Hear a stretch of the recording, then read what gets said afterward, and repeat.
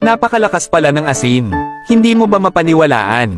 Panoorin mo ito. Isa, napansin mong naninilaw ang kwelyo ng damit. Nakakahiya itong suotin sa labas. Huwag mag-alala. Narito ang tip para sa iyo, maghalo ng asin, laundry detergent, white wine, at puting suka sa maligamgam na tubig.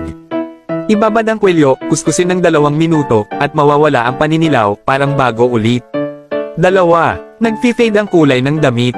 Ibabad ito sa pinaghalong beer at asin sa loob ng 20 minuto. Hindi na ito mag-fade muli. 3. Mayamag sa damit. Ibabad ito sa malinis na tubig, lagyan ng gatas, at idagdag ang tamang dami ng puting suka. Kuskusin ng marahan at ibabad ng 20 minuto.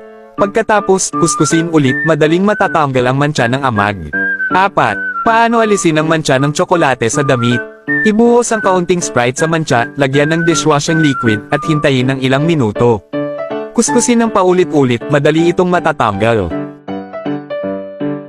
5. Pagtanggal ng mantsa ng dugo. Laging gumamit ng malamig na tubig.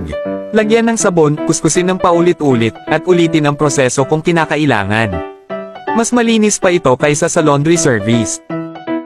6. Nangilaw ang puting damit sa tagal ng gamit.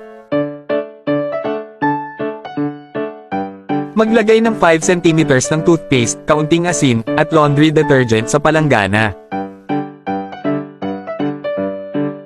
Magdagdag ng tubig na nasa 50 degrees Celsius at ibabad ng 10 minuto. Kuskusin ng marahan, mawawala ang paninilaw. Pagkatapos ng pangalawang hugas at pagpapatuyo, balik puti na parang bago. Matuto at ibahagi ito para mas maraming tao ang makinabang.